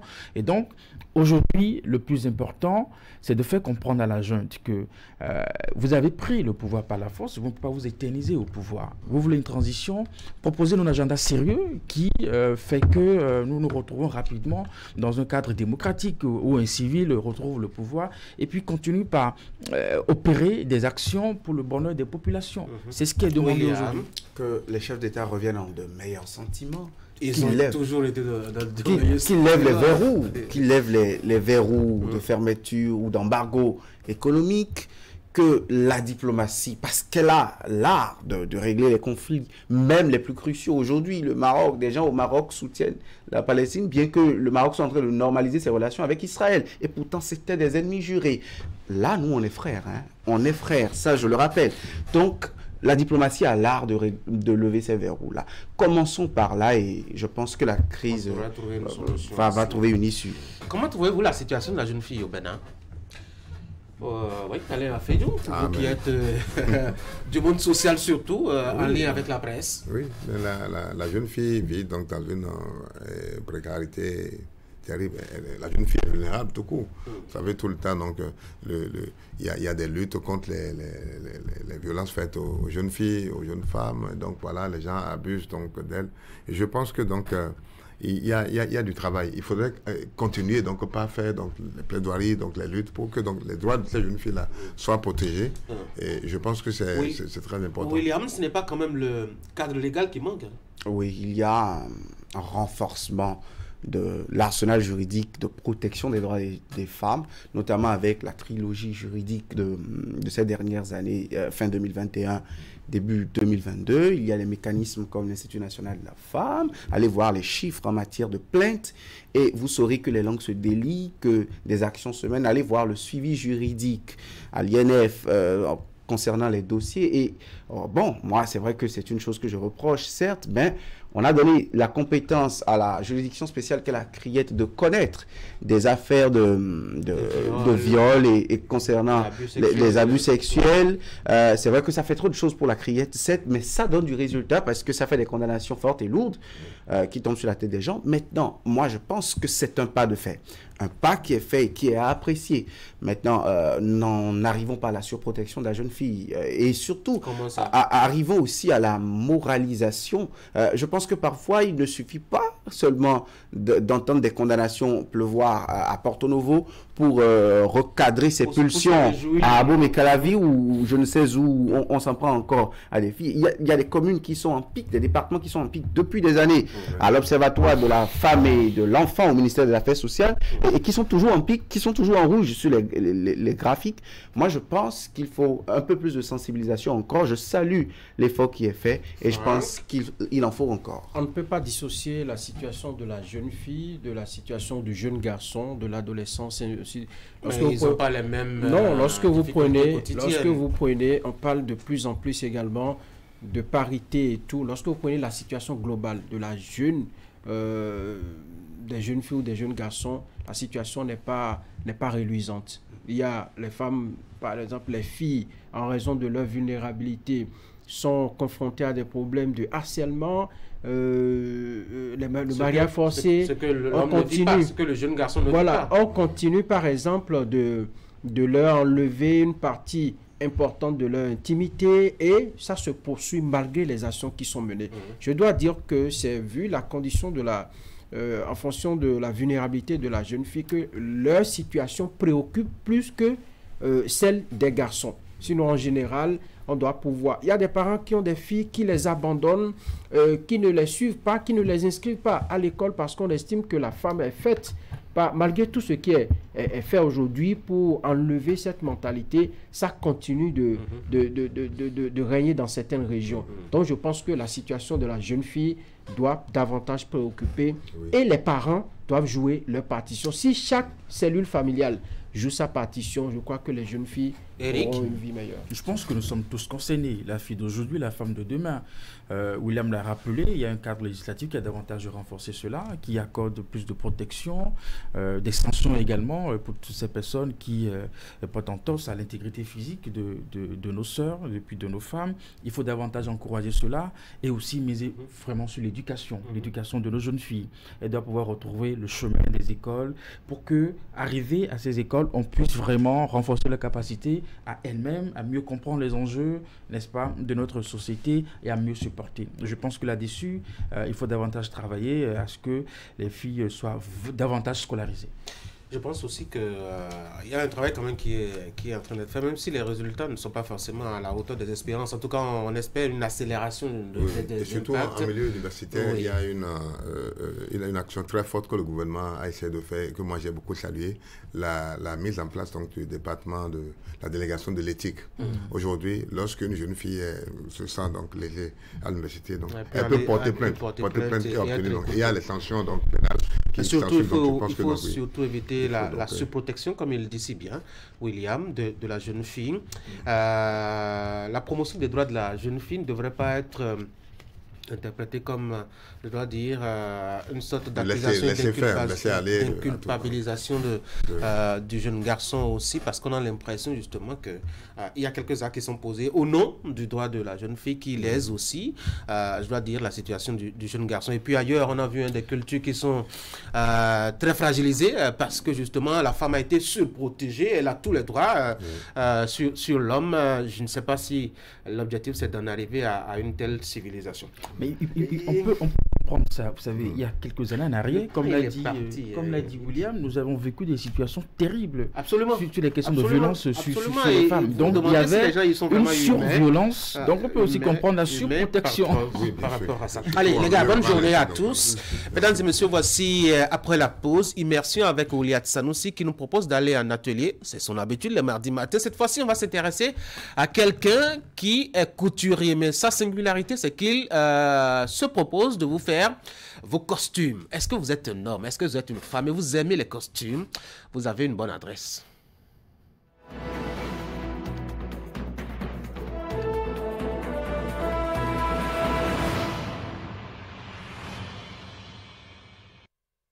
Aujourd'hui, vous voulez réaliser un costume. Quelle est l'étape que vous allez suivre pour faire ça? Premièrement, on vient à la table de coupe, tu déposes le tissu et tu repasses ça bien d'abord avant de commencer le traçage. Là, vous avez un tissu devant vous. J'ai un tissu devant vous, tissu noir de costume. Je passe au repassage d'abord.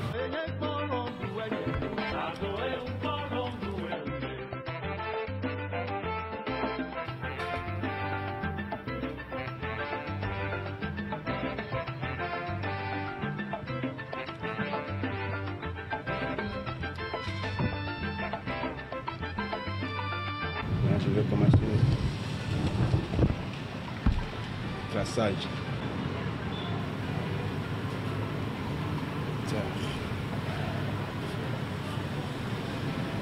Je prends la mesure déjà comme ça.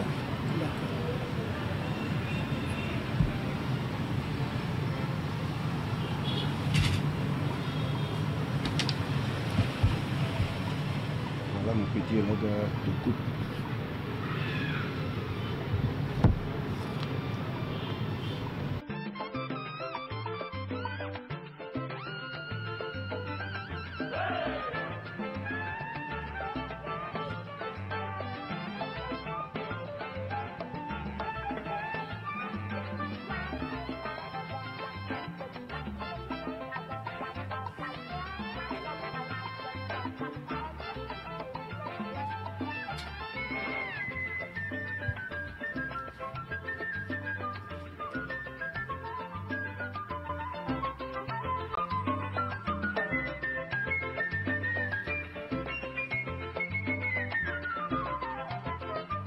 Est-ce que parfois en faisant la coupe, vous pouvez rater?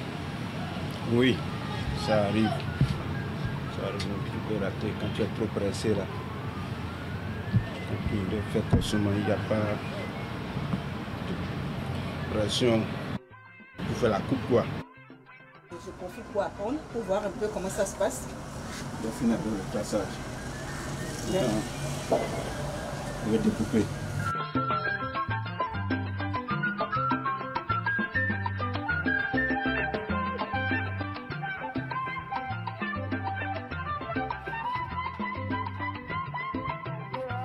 C'est vraiment un travail méticuleux. Hein? Quand on regarde tout ce qui se passe, Alors dites-nous, qu'est-ce qui vous a poussé à aimer le métier? C'est depuis mon enfance. D'abord, moi-même, j'aime m'habiller. Quand je vais chez les couturiers aller commander, et je vois comment on de travailler là, ça me plaît même. Un jour, j'ai décidé d'aller prendre ce métier. Donc, j'ai quitté tout petit, aller mon apprentissage. Quand j'ai commencé, là où j'ai appris mon métier, on fait tout, homme et dame. Mais à la longue, moi j'ai choisi de former moi-même en costume bien. Donc c'est là que j'ai tombé amoureux de costume. Vous avez fait combien d'années de formation d'abord? J'ai fait 7 ans, de 90 à 97. Quand j'ai fini en 97, là, j'ai commencé ça en même temps, à la maison d'abord. Jusqu'à petit à petit, j'ai commencé à chercher l'atelier. En 2006, j'ai trouvé un peu pour aller louer pour faire mon atelier. C'est là que je suis ici là aujourd'hui. L'atelier est situé à Ménontin, devant l'église catholique et à côté de la Canal 3.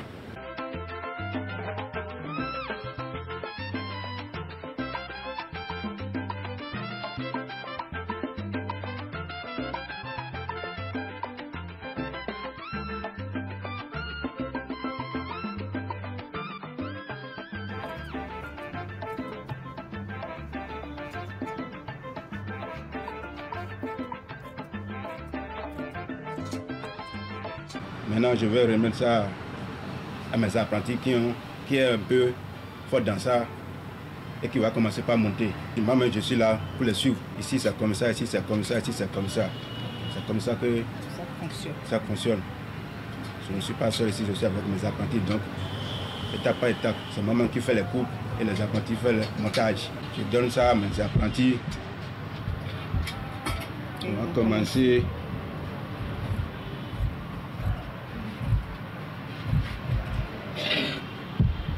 Ok.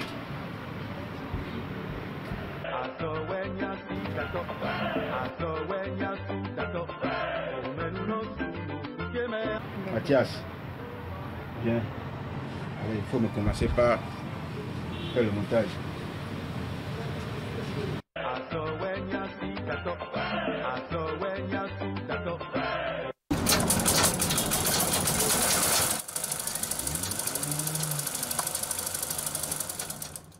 Maintenant, je vais monter la doublure. Oui. Comment je monte ça? Je fais la doublure même à part, la doublure à part, avant de mettre tout ensemble. La confection du costume, ça prend du temps, ça fait 3 jours. Nous allons vous laisser finir. Nous reviendrons après pour la suite.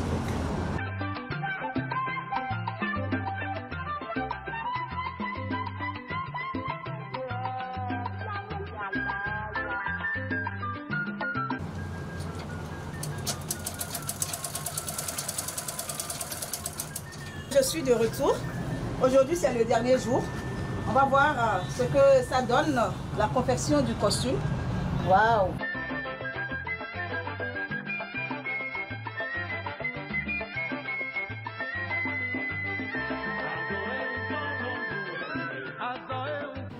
Avec les clients, il y a des difficultés. Il faut être honnête avec les clients pour ne pas avoir de problème. Quand tu donnes rendez-vous là, il faut être forcément au top avec les clients. Il y a encore des difficultés côté des apprentis aussi. Donc, il y en a beaucoup. Parfois, tu les commandes, tu fais des têtes que tu ne peux pas le voir. Tu seras énervé. Parfois, il y a des clients qui viennent, quand tu les fais, ils disent ah, ce n'est pas ce que je veux, ça, ça doit être comme ça. Est-ce qu'il vous arrive de vous blesser? Ah oui. Il arrive que parfois, tu peux couper ta main avec ta machine et tu ne sais pas. D'accord? Mais en couple, là, il n'y a pas de blessure en couple. Est-ce que le métier vous épanouit? Moi, je suis fier dedans. Et quand je viens, si je ne trouve pas, je ne décourage pas. C'est parce que c'est ça qui me nourrit. Vous faites tout. Qu'est-ce que vous réalisez au-delà des costumes? Les chemises, les pantalons bien taillés, les good-luck, abacos, je fais ça. Est-ce que vos clients sont souvent satisfaits du travail que vous faites? Oui, beaucoup de clients. Parce que sans les clients, je ne peux pas arriver à rejoindre les deux bouts. Eh bien, Jérôme Dossa, quel est le message que vous avez à l'endroit de vos clients? qui vous suivent actuellement? Je m'appelle Giaberdos, le nom de mon atelier. C'est ma griffe. Donc, je remercie tous mes clients qui ont confiance en moi de venir ici tous les jours que Dieu fait. Et je l'attends les autres aussi, ceux qui ne me connaissent pas encore. Donc, je suis là à tout moment. Je suis là pour les statuer.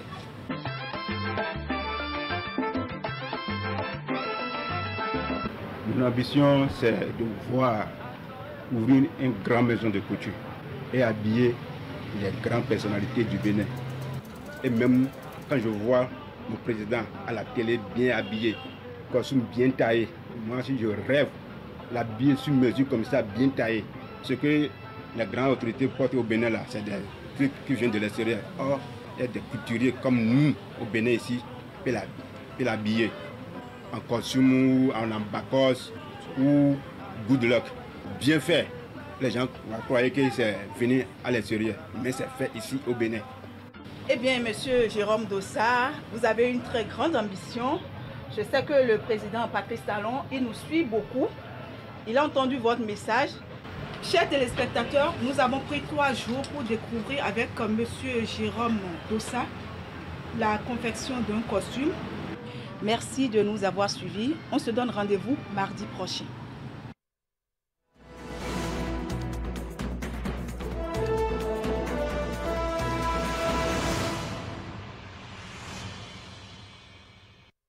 Notre deuxième invité ce matin, Herman Kodjo Asevi, jeune militant, membre de la JCI précisément, vice-président exécutif de cette organisation en charge de la zone B précisément. Monsieur Asevi, bonjour. Bonjour, monsieur le journaliste. Merci d'avoir accepté mon invitation. Ce matin, on va parler de militantisme et de son importance dans la vie d'un jeune.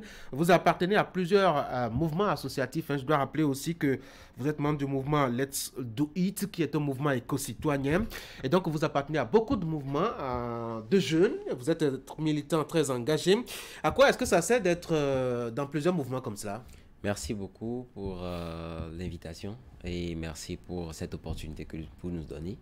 Effectivement, participer, être dans plusieurs mouvements, c'est l'opportunité pour les jeunes de pouvoir se découvrir, de pouvoir se former, d'appartenir à un réseau, de pouvoir, en tant qu'individu, il y a des choses qu'on apprend à l'école, mais il y a beaucoup, même plus de choses que nous n'apprenons pas à l'école. Et c'est forcément dans plusieurs mouvements qu'il faut y être. Bon, pas forcément, mais chaque mouvement a ses avantages.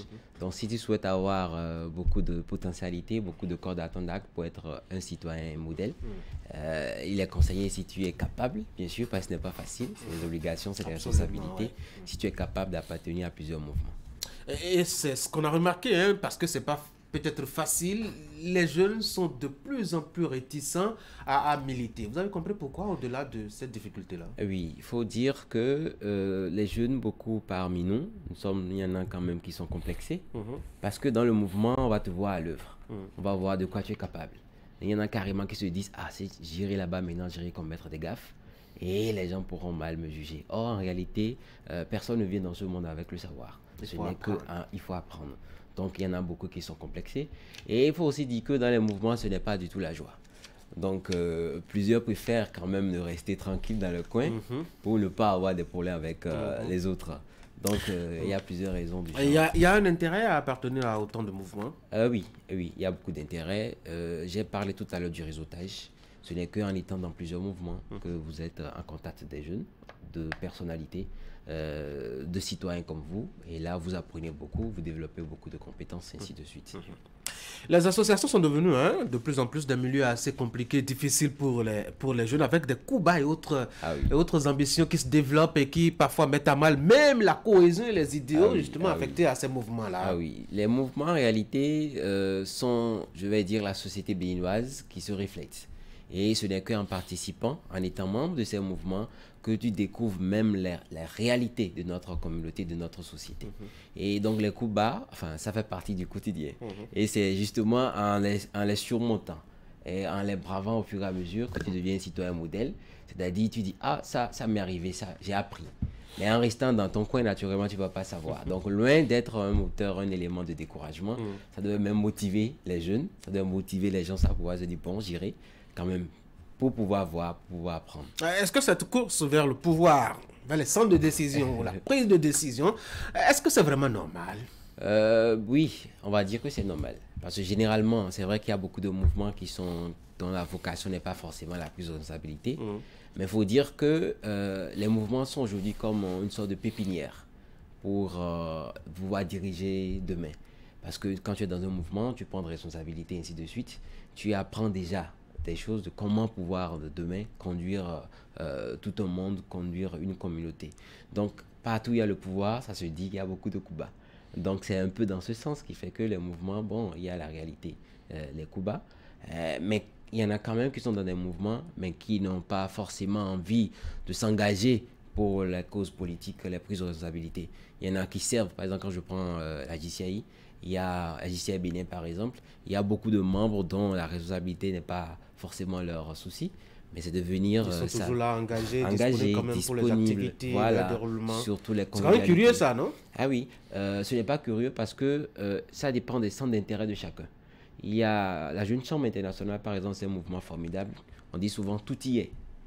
Si dans ta vie, tu as un boulot stressant et chaque jour tu rentres chez toi et après ainsi de suite, la Jeune Chambre t'offre le cadre de pouvoir te distraire parce qu'il y a des activités, des convivialités que nous faisons. Donc, quand tu es membre, tu dis je vais appartenir à un tel mouvement, je ne suis pas intéressé par votre politique, machin, mais je veux venir m'amuser.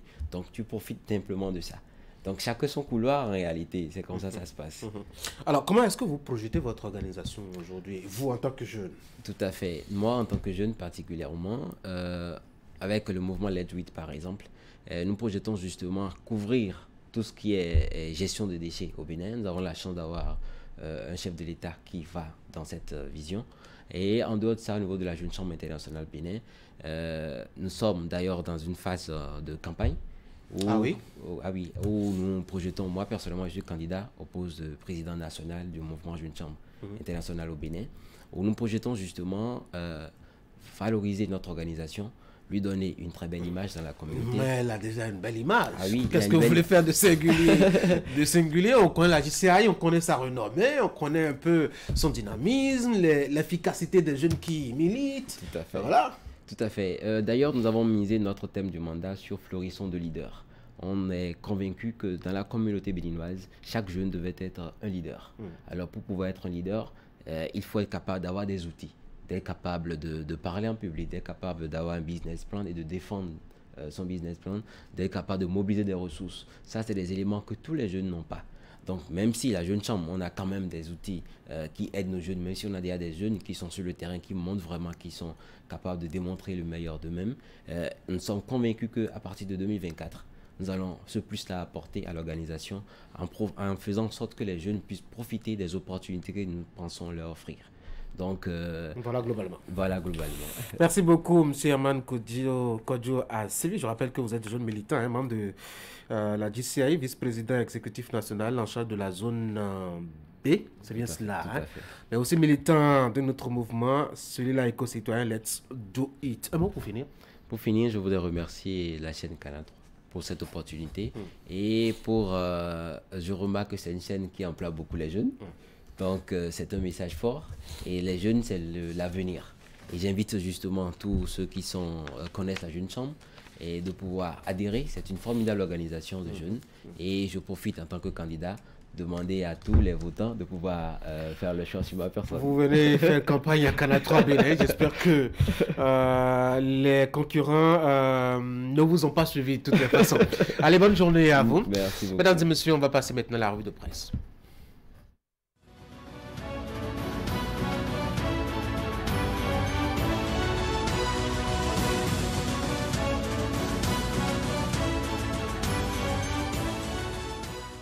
Bonjour à toutes, bonjour à tous. L'animation de la vie politique avec la nation qui informe que le moral des militants du Parti Bloc républicain est à terre dans Louémé et le plateau. La troupe est en proie sur le terrain à plusieurs difficultés, dont des divisions, des guerres de leadership, des frustrations et autres. La situation est la même partout dans les 14 communes des 2 départements. Le constat a été fait par une délégation du bloc républicain conduite par l'un des vice-présidents du parti. Le ministre Samoa Dambiel a touché du doigt la profondeur de la crise qui ne dit pas son nom à la faveur d'une tournée de remobilisation qu'il a conduite dans les communes de Lomé et du Plateau du vendredi 13 au dimanche 15 octobre dernier. Ce jour, le matinal revient sur l'élection de l'ex-chef de l'État à la tête du Parti Les Démocrates et indique que Boni Yayi est désormais aux manettes du Parti Les Démocrates en acceptant cette charge qui, selon Guy Tokpe, premier secrétaire à la communication du parti, serait une réponse aux vœux d'une frange importante de militants. Boni Yayi signe son retour dans l'activité politique. Sur la piste du nouveau pari dans lequel il vient de s'engager, Boni Yayi a en face un adversaire de taille. Il s'agit de Patrice Talon, son successeur dans la fonction présidentielle et actuel locataire du palais de la Marina. Dans la suite, on lit 58 milliards 135 millions de francs CFA. C'est le montant des ressources financières que le gouvernement met à la disposition des communes pour le compte du Fonds d'appui au développement des communes non affectées pour la gestion 2023, révèle ce matin La Nation, qui pointe que sur cette cagnotte, 32 milliards 354 millions de francs CFA sont attribués au fonctionnement et à l'investissement sur ressources intérieures et extérieures. Il est ainsi pris en charge par l'État pour le compte des collectivités territoriales décentralisées au titre du fonctionnement, les frais d'eau et d'électricité, l'appui à la réforme et le fonctionnement courant. De son côté, Fraternité réalise une interview avec l'universitaire Eloge Ogoualé et souligne que le monde a connu cette année un regain de catastrophes naturelles un peu partout. De la canicule en Europe à la tempête Daniel en Libye, en passant par les tremblements de terre en Turquie et plus récemment au Maroc, la terre aura été bien secouée par ces tragédies de sources naturelles. Le Bénin est épargné par ces catastrophes, mais il est toujours en proie aux affres des inondations et depuis quelques années des vents forts et pluies. Face à ces risques préoccupants, le professeur Eloge Ogoualé donne des éclaircissements et propose des pistes de solutions. Le géographe et environnementaliste spécialiste des questions liées au changement climatique et enseignant-chercheur à l'université d'Abomey-Calavi estime que les gros risques au Bénin, ce sont les inondations et les vents forts. Une promenade de fraternité dans le marché des arts à Cotonou permet au journal de noter que dans ce marché, on retrouve un peu de tout comme des accessoires de mode, des meubles, des vêtements, des objets et des œuvres d'art vendus à vil prix. Cependant, son animation est périodique. En effet, il accueille un flot de clients pendant les vacances et à l'approche des fêtes de fin d'année. La plupart des clients de ces artistes sont des expatriés et des étrangers qui viennent en vacances ou en visite au pays. Le matinal renseigne qu'il y a eu une nouvelle escalade dans le conflit israélo-palestinien depuis le samedi 7 octobre 2023. Face à cette crise entre les deux États, bon nombre de Béninois se demandent s'il n'y a pas de compatriotes en difficulté actuellement dans cette partie du Moyen-Orient. Lors de sa séance hebdomadaire avec les journalistes le vendredi 13 juillet 2023, le porte-parole du gouvernement Wilfried Léandre Ngwedji a mis fin aux inquiétudes des Béninois en indiquant qu'on ne dénombre pas de Béninois en zone de conflit. À ce jour, nous n'avons pas dénombré de Béninois qui seraient concernés par ce qui se passe là-bas en zone conflit. A rassuré le secrétaire général adjoint du gouvernement Alain Croix, le ministre des Affaires étrangères et ses services sont toujours attentifs lorsque ces cas se présentent pour voir s'il y a certains de nos compatriotes qui s'y retrouveraient. Le cas échéant, le gouvernement instruit pour que le ministère fasse tout ce qu'il doit faire afin de voler au secours de nos concitoyens, parce que nous considérons que un seul Béninois qui se trouve en difficulté ailleurs, autant que nous pouvons intervenir, nous devons le faire. Nous ne nous ferons pas prier. Et puis l'économiste du Bénin annonce que plus de 8 ans après avoir prononcé des restrictions sur l'importation de 43 articles vers le Nigeria, la Banque centrale du Nigeria vient de lever les dites restrictions dont l'objectif était de réduire la demande de devises pour les articles pouvant être produits localement, améliorer la création d'emplois et conserver les réserves de change. La banque fêtière a une nouvelle fois donc autorisé l'accès à ces articles en devise pour les acheter sur le marché. Il s'agit entre autres du riz, du ciment, de la margarine, des produits à base d'huile de palme. C'était la revue de presse. Merci de l'avoir suivi.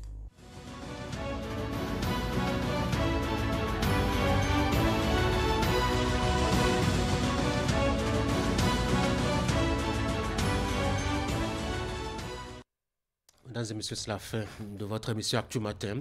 Je rappelle l'information essentielle tenue au cours de cette émission. C'est le gros bouchon créé ce matin sur l'axe Godomain à Boumé-Calavi. Si vous êtes usager de ce tronçon-là, prenez vos dispositions. C'est compliqué depuis ce matin aux environs de 6 heures par là. Merci d'avoir suivi Actu Matin. Vous passez une très bonne journée. À demain.